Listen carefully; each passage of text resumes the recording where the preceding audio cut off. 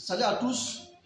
Alors, je voulais saluer tous les chefs, tous les dirigeants religieux, que ce soit des imams, que ce soit des pasteurs, que ce soit des évêques, que ce soit des prêtres, que ce soit des prophètes, malgré vos confessions religieuses, je vous salue et que la paix du Seigneur soit avec vous.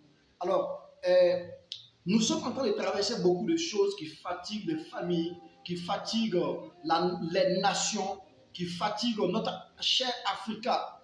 Mais nous devons comprendre que nous, en tant que religieux, nous, en tant que fils et filles de l'Afrique, précisément de l'Afrique de l'Ouest, nous avons notre part de jeu à jouer, notre part de rôle à jouer, notre responsabilité à tenir dans tout ce qui se passe autour de nous. Premièrement, nous qui disons que nous sommes des religieux, nous sommes appelés à vivre et à avoir notre rôle, à jouer notre rôle dans la crainte de Dieu.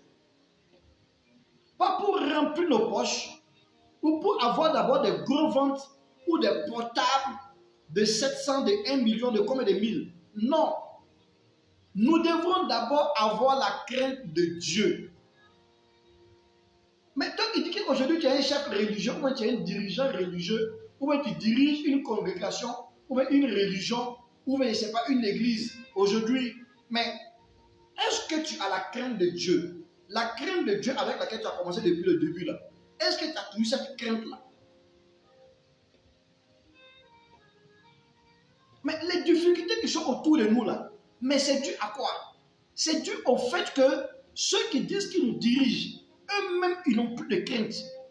Mais si toi qui dis que toi tu es un responsable religieux, tu n'as pas de crainte de Dieu, mais si tu perds la crainte de Dieu et que tu vis que pour ton bas-ventre, que pour ton ventre, mais écoutez, ceux qui sont autour là, c'est-à-dire que les chefs de famille là, tu vas les redresser comment?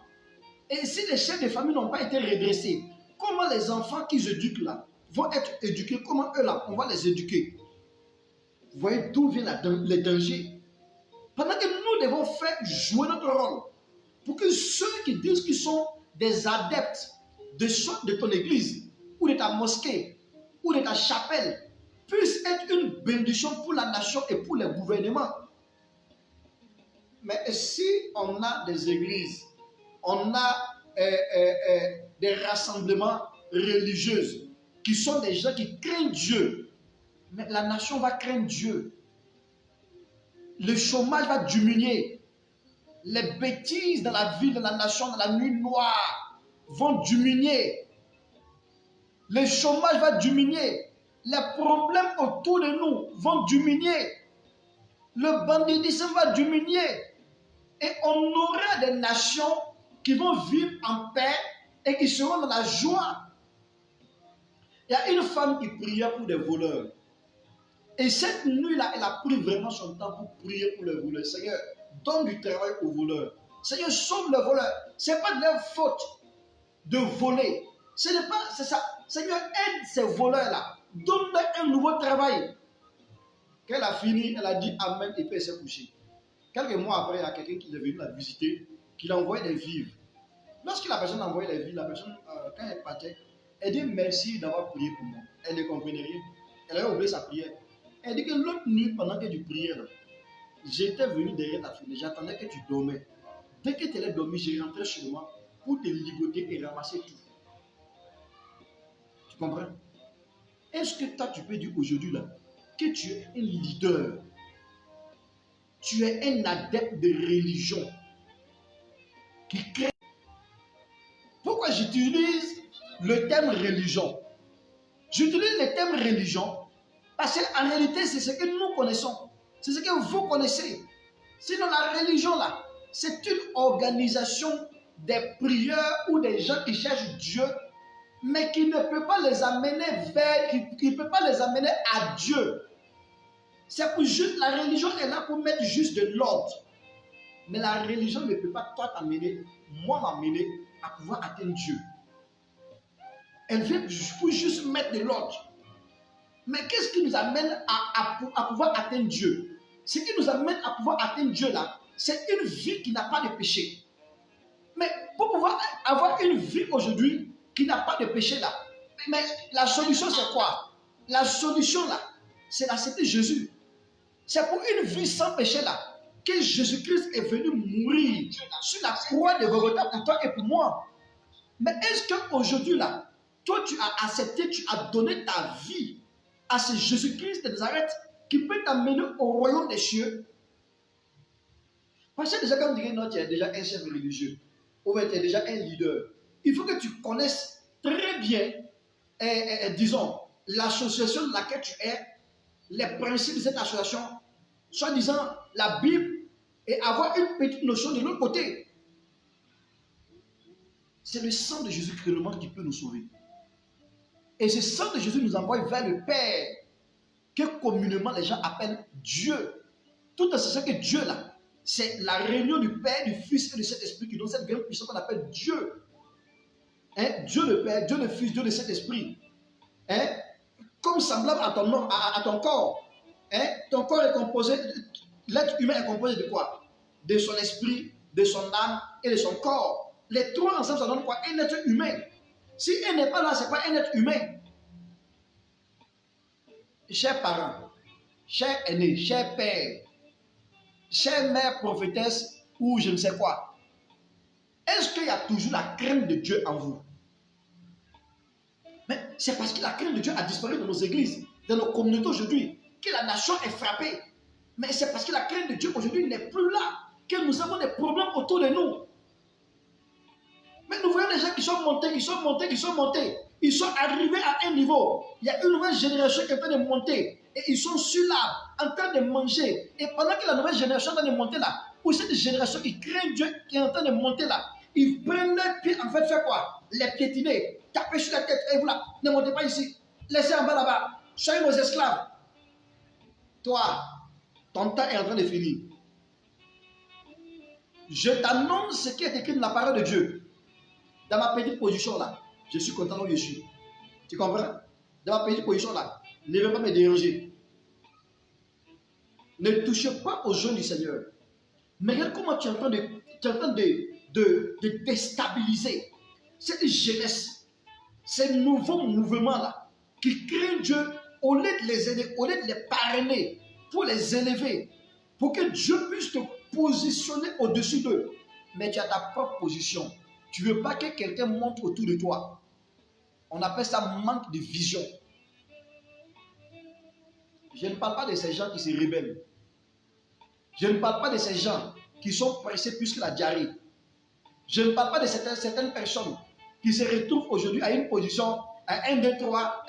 Quand ils prient pour quelqu'un, la mot de tête là, c'est déjà guéri. Le mot de tête là, c'est déjà guéri. Ah, ils sortent. Ah, Dieu m'a appelé à un ministère de guérison. Tu n'as pas dit faire un ministère international de guérison de maux de tête qui se limite uniquement dans ton quartier.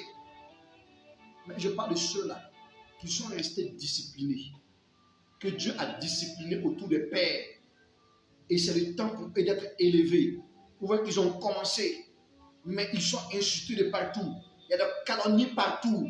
Il y a des pièges qu'on étend partout pour les empêcher de pouvoir passer. Écoute, chère religion, chers religieux, chers hommes de Dieu, aidez cette jeunesse qui craint Dieu à monter. Arrêtez les conflits entre vous. Si les conflits sont brisés entre nous, si le respect est fait comme il le faut, écoutez, notre Afrique va briller de telle sorte qu'aucun de l'Occident, aucun de l'Asie, aucun d'ailleurs ne pourrait venir pour nous empêcher de pouvoir arriver. Mais c'est parce que vous combattez ceux qui craignent Dieu là, que Dieu aussi va les laisser être éprouvés et va les approuver et va les positionner de telle sorte à ce que personne ne puisse encore les mettre à terre. Frères, sœurs, jeunesse, craignons Dieu. Si tu n'as pas de bras longs, si tu n'as pas de moment puissant pour t'élever, aie la crainte de Dieu. Attrape ta vision et attends. Prépare-toi dans les secrets. N'oublie pas ta vision et attends. Il y a un Dieu pour tous. Là où il est assis aujourd'hui, et puis il ne veut pas que tu sois à quelque part là-bas, au lieu de te parrainer, pour t'élever, pour qu'il reste toujours sur ta tête là, Dieu va les détrôner à une chute vertigineuse de 90 degrés. Tu comprends? Ça, là, c'est pas fait de comprendre français. Quelqu'un m'a une fois dit que mais je ne comprends pas français. Aujourd'hui, il me cherche. Même si tu places là à la place de O, ou bien là à la place de I, hein, c'est bien. Crains Dieu et continue de te cultiver en secret. Chers religieux, ce qui se passe autour de nous, cela dépend de nous. Cette chère nation, ce qui se passe autour de nous, dépend de ces religieux. Soutenez-les à rester de la vérité. Soutenez-les à être du côté de la vérité. Soutenez-les à prier sans appeler le nom d'un groupe. Une chose qui est toujours défendue, c'est de prier, chasser un esprit de la sorcellerie en appelant le nom de quelqu'un. Tu vas te tromper facilement de cible. Et si tu te trompes de cible, ça sera un truc qui sera très dangereux pour toi. On dit de ne pas dire chasser, il y a la sorcellerie qui te combat. Quand on dit qu'il y a la sorcellerie qui te combat, tu vas te mettre avec ton groupe de 10 personnes ou de 100 personnes. Il y a la sorcellerie qui me combat. Prions pour telle personne, c'est la personne qui est sorcière. Mais la personne ressemble à un sorcier. Qui t'a dit qu'il est sorcier? Qui t'a dit qu'elle est sorcière? Tu comprends? Mais il y a des gens aussi qui ont tellement un mauvais comportement que leur comportement exactement est comme tous les démons. C'est pour ça qu'on vous traite des sorciers. C'est pour ça qu'on vous traite des sorcières.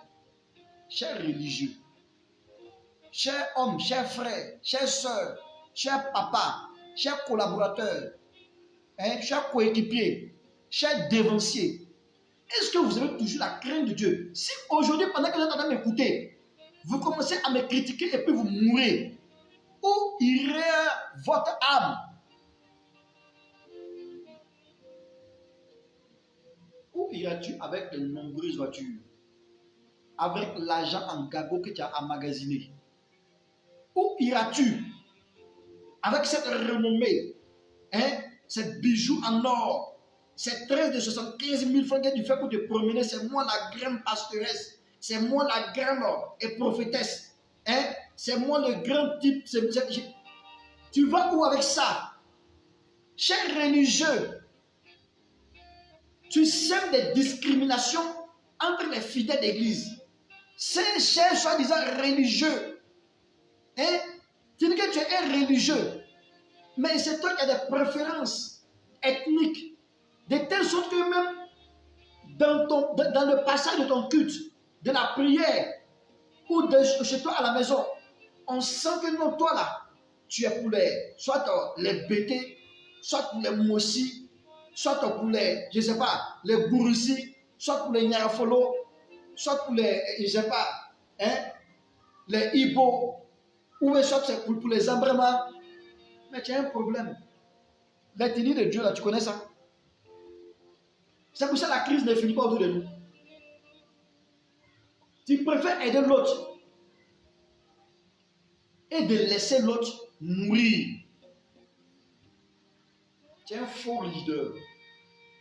Tu préfères former ton propre fils pour l'envoyer de façon corrompue, s'asseoir sur ta place à ta retraite, que d'introniser celui qui est resté à côté de toi depuis des années, qui a galéré pour t'accompagner, pour t'aider à pouvoir arriver, que celui qui est resté là. Tu es en train de creuser ta propre tombe. Laisse-moi te dire cette vérité. Je te prêche ce qui est vrai. Je te prêche ce que l'expérience nous a déjà montré. Je te prêche ce qui doit arriver. Mais toutes ces églises, tous ces lieux-là, où ce sont uniquement, mais ces coups d'État, ces soi-disant coups d'État qui a eu lieu chaque fois, mais c'est lui qui doit prendre la place là. On va prendre une autre personne pour venir mettre que c'est une histoire de famille, c'est une histoire de religion. Mais ça s'est terminé comment? Ça s'est terminé comment? Soit tu crains Dieu, soit tu ne crains pas Dieu. Si ton fils ou ta fille était à côté de toi depuis le début, ça c'est autre chose. Mais il y a quelqu'un qui était à côté, qui était là depuis le début jusqu'à maintenant. Tu ne crains pas Dieu. Tu vois ta retraite s'approcher. Tu te lèves, tu prends quelqu'un qui met là. Mais comment la sorcellerie va finir dans nos nations? Comment nous, on va être des hommes de vérité pour pouvoir aider les gens qui sont autour de nous? Comment? Pardonne-moi, je te demande pardon. Je suis en train d'interpréter ce qui est de la Bible. Je suis en train d'interpréter les expériences qu'on a déjà vécues, qu'on a déjà vues. Mais tu es mauvais. Tu as perdu la crainte de Dieu. Et puis tu es toujours là, tu dis que tu es un leader. Comment quelqu'un qui perd la crainte de Dieu peut dire qu'il est toujours leader? Oh frère et soeur. Comment quelqu'un qui dit que non, il a perdu la crainte de Dieu? Il vit ce qu'il veut. Il prêche que l'argent. Il vit que pour l'argent. Dans sa communauté là, il a des préférences ethniques. Et il a des préférences en matière de classe sociale. Et tu laisses tomber même tes morts puissants qui sont à côté de toi. Hein? Dans ta communauté, ce sont les riches, les jeunes cadres que tu mets autour de toi. Des gens sans vision. Tu vas les nominer. Hein? Apôtres, prophètes, évangélistes, pasteurs, docteurs. Et puis les vrais, là, les véritables, là, tu les chasses. Les véritables, là, tu les mets au parking. Tu veux que la nation soit en paix comment? Parce que toi-même tu es belge, tes frères dans sont des sorciers. Tes frères sont des sorciers. Est-ce que Jésus est arrivé au ciel avant de confier l'œuvre là à de nouvelles personnes? Il a confié l'œuvre là à ceux qui sont partis appeler. Ceux qui l'ont suivi. Ceux qui étaient avec lui. Et quand il partait, Jacques était là. Jacques a conduit. Frère et soeur, tu es ancien. Hein? C'est le temps pour toi de te repentir. C'est le temps pour toi de te relever. Cher imam, cher prêtre, cher pasteur, c'est le temps pour nous de mettre la main ensemble pour sauver nos nations. Mais si vous voulez faire la politique, mais faites la politique doucement. Vous êtes des politiciens de Dieu, un point intérêt. Mais quand la politique maintenant commence à envoyer maintenant la destruction de tout un peuple parce qu'un religieux s'est interféré dans cette histoire de politiciens là, mais il faut te retirer dedans. Retire-toi, dis la vérité et ne prends pas position. Ta position là, ça va être tes genoux. Si on veut te voir, dis de la vérité et reste là. Ta politique là, ça se limite avec ta Bible ou dans ta mosquée. Mais nous devons faire tout possible pour que la paix puisse venir en Afrique, au Burkina, en Côte d'Ivoire, au Mali, au Togo, au Bénin, au Niger, partout autour de nous. Et il faut que nous puissions nous lever contre tout ce qui est corruption religieuse, discrimination religieuse. Et c'est vous qui savez que vous n'êtes pas qualifié pour cette position. On vous donne cette position-là. Pourquoi vous acceptez de vous asseoir là-bas? Vous êtes des voleurs. Vous êtes des trompeurs. Dieu ne t'a pas qualifié. Dieu ne t'a pas appelé pour ça. Mais continue dans ton travail. Laisse ceux qui l'ont appelé.